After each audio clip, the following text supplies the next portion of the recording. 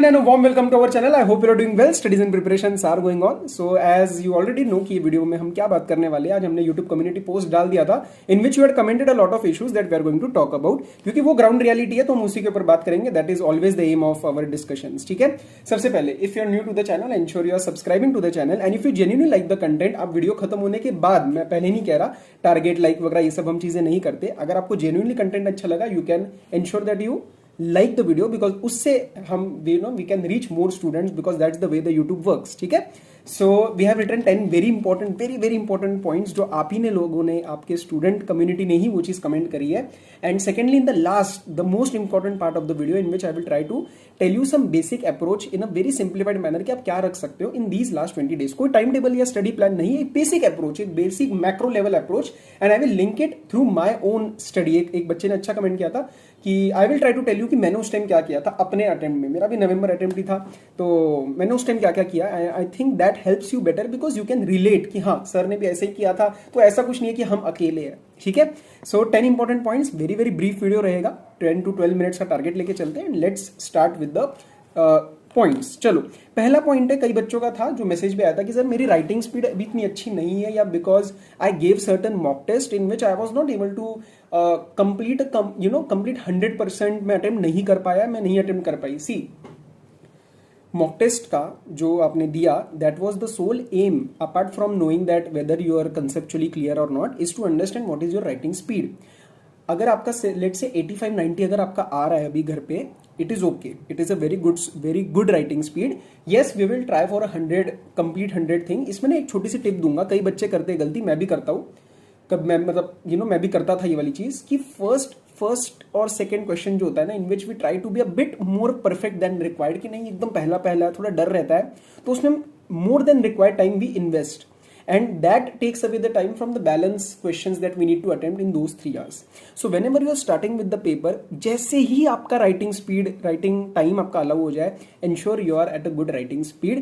Don't try to be perfect in the first question. Yes, मैं ये नहीं कह रहा first question में गड़बड़ करो because it creates a impression, कहते हैं ना, foundation in the mind of the examiner that how this student has prepared. But don't put unnecessary effort, लाइनें बनाना, सजाना, ये सब अभी नहीं करना है. We have to try कि first question बहुत अच्छा और last वाले थोड़े खराब से बेटर है कि हमारे सारे क्वेश्चन एक अच्छे एवरेज लेवल के निकल जाए so that we are able to attempt the 100. क्योंकि अगर हम 10 नंबर का छोड़ रहे हैं ना, 10 में से 4 भी आ सकते हैं अगर हमारे, so still that can create a difference between 36-40 and your 58 and 62, right. That is very important. तो एक पॉइंट ध्यान रखना.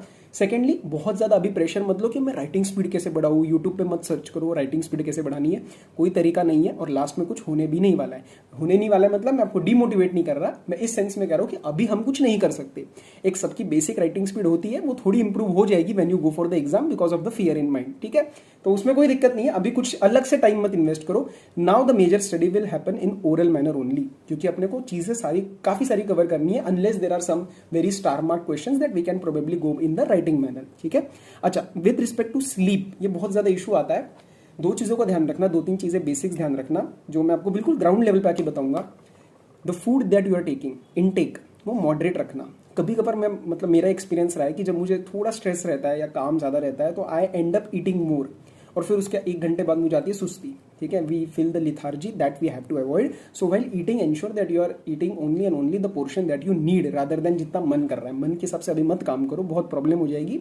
सेकेंड चीज, whatever your body needs the adequate amount of sleep at night, ensure you are taking it. आप ऐसे मत search करो कि सर कितनी देर सोना चाहिए, वो आपकी बॉडी आपको बता देगी. कईयों का 6 आवर्स होता है, कईयों का 7 होता है, कईयों का 8 होता है. पर्सनल लेवल पे मैं 6 घंटे सोता था और दिन में मैं पावर नैप लेता था, मतलब एक आधा घंटे के आसपास. I used to take some break in the afternoon. तो अगर आपको लग रहा है सर मुझे 8 घंटे की जरूरत है, 8 घंटे सो जाओ, लेकिन बचा हुआ जो आपका टाइम है उसके अंदर तो फिर आपको जी जान जो है वो लगानी पड़ेगी. बचे हुए 16 घंटे आपको अच्छे से मतलब यू हैव टू यूटिलाइज. ठीक है. So don't try to unnecessary shrink the number of hours that you are sleeping at night. That will backfire very badly after 2 to 3 days. उससे आपको हेल्थ इशू भी आ सकता है, तो प्लीज वो वाली गलती मत करो. सेकेंड चीज, try to control your mind. थोड़ा सा थॉट्स जो है शांति से लेने की कोशिश करो बिकॉज यहाँ पे अगर बहुत चीजें चलेंगी ना तो शाम तक बॉडी थक जाएगी, नींद आई जाती है. It is link to this part as well.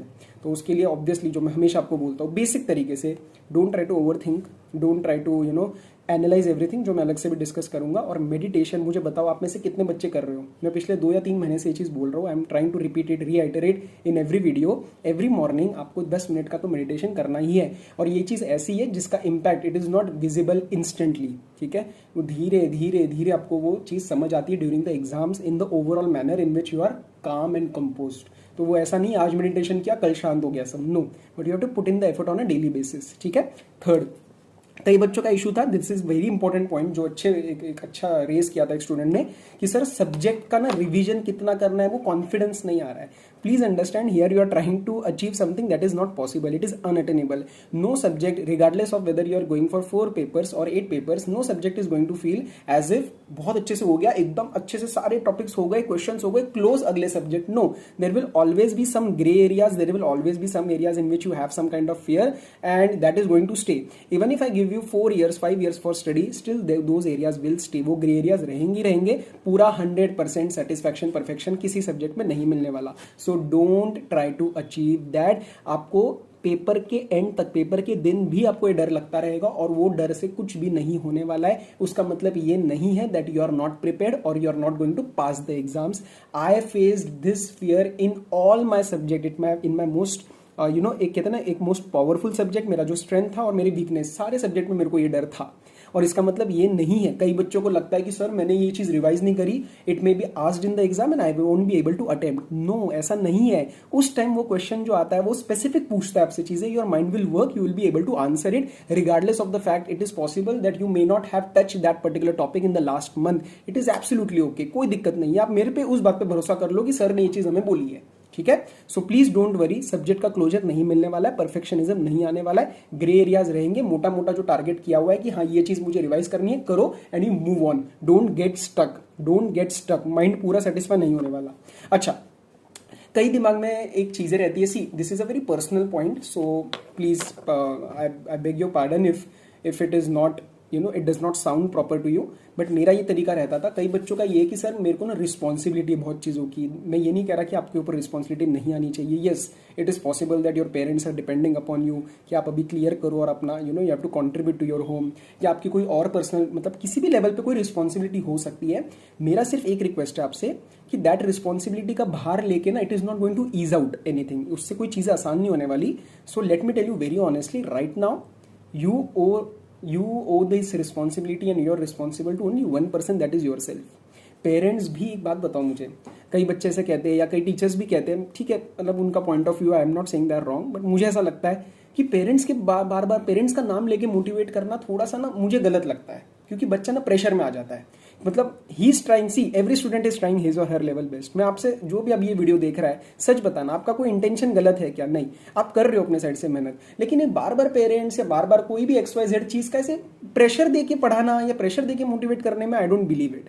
अभी आपकी रिस्पॉन्सिबिलिटी आपकी तरफ है, क्योंकि अगर वो प्रेशर के चक्कर में इफ समथिंग गोज रॉन्ग तो फिर किसकी गलती होगी मुझे बताओ? फिर उनको भी तो, पेरेंट्स को भी तो बुरा लगेगा ना। आप बताओ, अगर आपकी हेल्थ पे आनी चीजें, if the things start costing you your mental health और physical health, would your parents be happy? No. End में आप किसी भी पेरेंट्स से पूछ लो, वो कहेंगे भैया CA नहीं, बच्चा ठीक रहे पहले।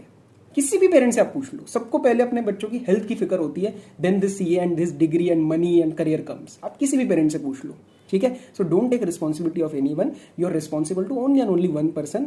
आप मिरर में जाके खड़े हो जाओ, देख लो, आप सिर्फ उस बंदे के लिए रिस्पॉन्सिबल हो, you are not responsible for anyone else. So please, already बहुत अच्छा खासा प्रेशर है हमारा CA फाइनल के और CA इंटर के सब्जेक्ट्स का, किसी और का प्रेशर अभी मत लो, ठीक है। चलो, अच्छा, अभी ना एक और चीज होती है, जब भी आपकी कोई अभी प्रॉब्लम होगी या कोई भी मिस्टेक होगी, सी एक्सटर्नल इश्यूज हमेशा आते रहेंगे। तबियत खराब, अभी लास्ट वीक मेरी तबियत खराब थी, अब मैं ये थोड़ी बोलूंगा अरे मेरे तो ये था लेकिन ये तबियत खराब हो गई। See these things will keep on happening, it is possible, touch wood. Please मैं रिक्वेस्ट करता हूँ, मतलब I really hope that no student falls ill और anything, but yes it is possible कि आपका एग्जाम के टाइम पे भी कोई इशू आए, या फिर सेकंड चीज आपकी कोई मिस्टेक्स हो जाए। Whenever you are studying, आपके हो सकता है कोई प्रॉब्लम गलत हो जाए। हर एक चीज, इन दोनों चीजों को आप बार बार इस चीज से मत लिंक करो, अरे लेकिन मेरे CA के पेपर है, मेरे लिए CA है। नो, मिस्टेक्स होंगे। आपको क्या लगता है पेपर के time, in the question paper everything will be all right? No, you will mess up, you will probably forget things, लेकिन उससे हर चीज से ऐसे लिंक मत करो, लेकिन सर मैं तो CA कर रहा हूँ, मेरा तो CA का पेपर है। हर एक चीज को उस वैल्यू से अटैच मत करो, क्योंकि वही छोटी चीज बहुत बड़ी बन के आएगी।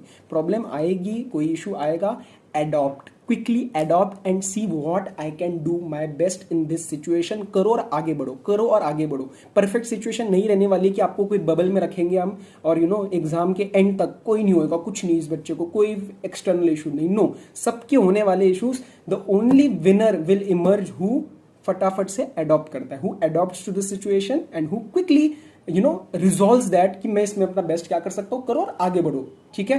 सो प्लीज ये वाली गलती मत करना। Don't try to link everything with your career and everything with respect to CA. अभी सिर्फ इतना है कि मेरे को पढ़ाई करनी है, जो भी सिचुएशन आएगी उसको हैंडल करना है, क्योंकि आएंगी, सबके लाइफ में आती है, आप अकेले नहीं हो।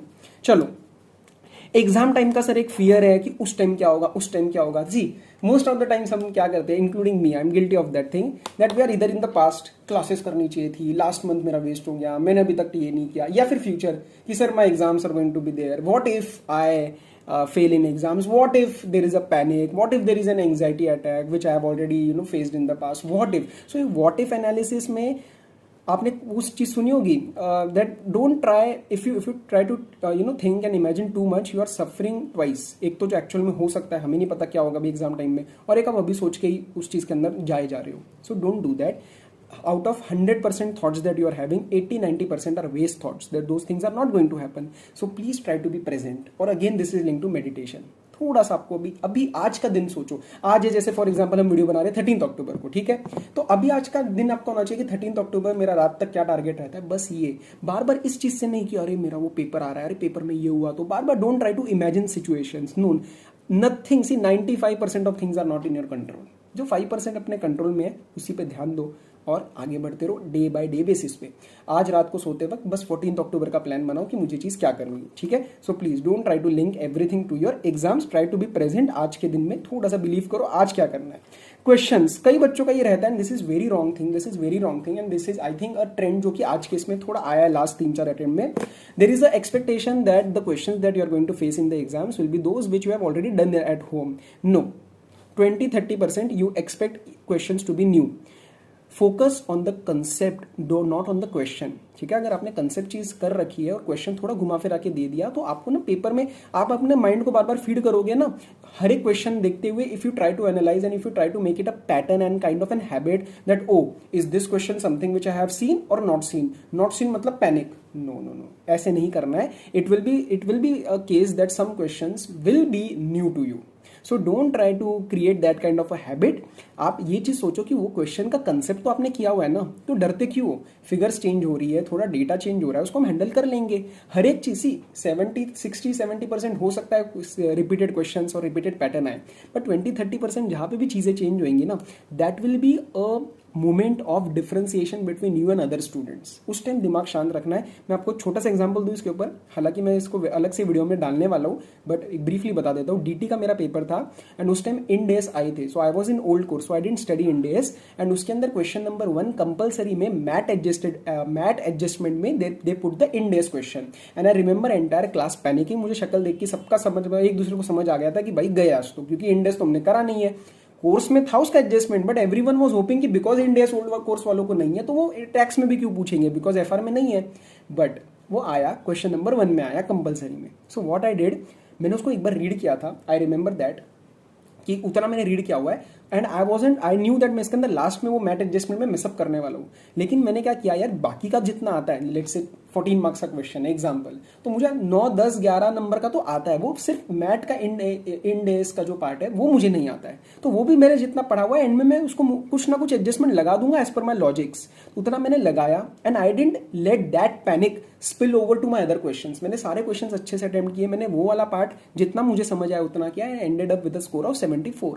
ठीक है, मुझे पता है मेरे दोस्तों का ऐसा हुआ था कि इतना पैनिक हो गया उस 1 क्वेश्चन से ही कि बाकी जगह सोचने में 15-20 मिनट चले गए, and they were not even able to attempt the full paper.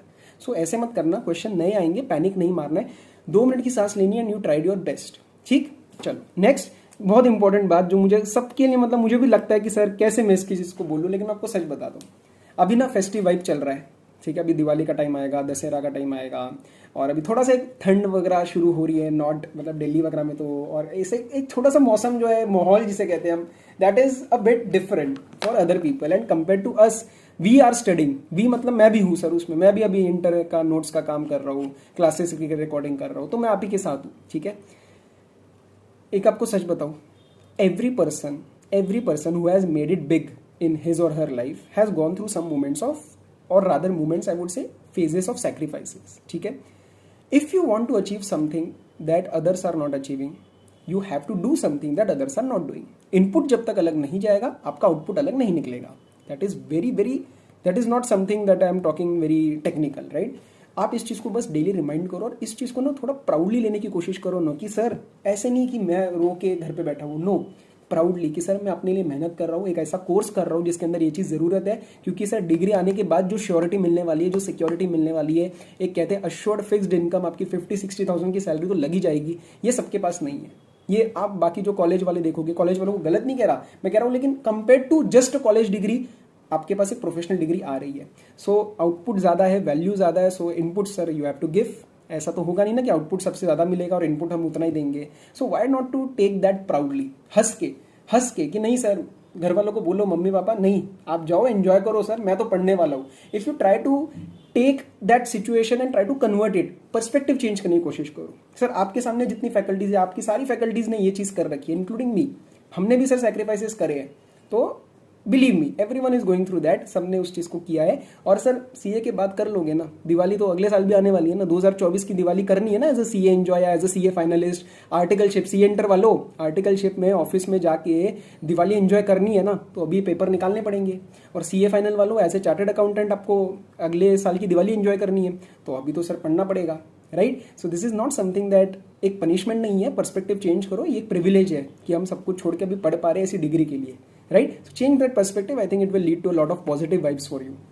और दिवाली के दिन थोड़ा टाइम ऑफ ले लेना, ठीक है. उस टाइम कोई इशू नहीं है, हम कर लेंगे. हम दिवाली की मुझे डेट नहीं पता एग्जैक्ट, आपके एग्जाम्स के टाइम क्या उसका वो है, बट बता दूंगा मैं. उस टाइम आपको, आपके साथ रहूंगा, कोई ना कोई वीडियो इंटरेक्शन कर लेंगे. Okay. Never eliminate what if, जो मैंने ऑलरेडी ऊपर एक लिंक किया है कि व्हाट इफ, वो सब कुछ एलिमिनेट नहीं होने वाला है. थोड़ा बहुत थॉट रहेगा, क्योंकि पेपर है, प्रोफेशनल एग्जाम है, थोड़ा अनसर्टन फैक्टर रहेगा. Uncertainty will be only certain, right? Only certainty will be the uncertainty in the exams. So don't try to create a perfect situation. अच्छा, hours of study जो है, देखो मेरा जो एक रिकमेंडेशन रहेगा कि don't try to create any standard. एक कोई there is not a fixed yardstick कि भाई 14 घंटे पढ़ना है, 12 घंटे पढ़ना है. If you are prepared, I am telling this very honestly, मैं एज अ फैकल्टी आपके सामने चीज़ बोल रहा हूँ. अगर आपकी प्रिपरेशन बहुत अच्छी हो रखी है and if you feel sir I need 7 hours of study every day, do it. Last के 4 घंटे जो करना है, बचे हुए 4-5 घंटे जो करना है करो, कोई दिक्कत नहीं है, ठीक है. डोंट, जितना क्राउड से अलग चलोगे ना, उतना आपको आउटपुट भी अलग मिलेगा. कॉन्ट्रारियन मेजर कहते हैं इस चीज़ को, और ये हर जगह लाइफ में काम आता है, इंक्लूडिंग स्टॉक मार्केट से लेके पढ़ाई तक. तो थोड़ा अलग जा रहे हो, कोई दिक्कत नहीं है. अभी पूछो अपने आप से, मेरे को कितनी ज़रूरत है पढ़ाई की.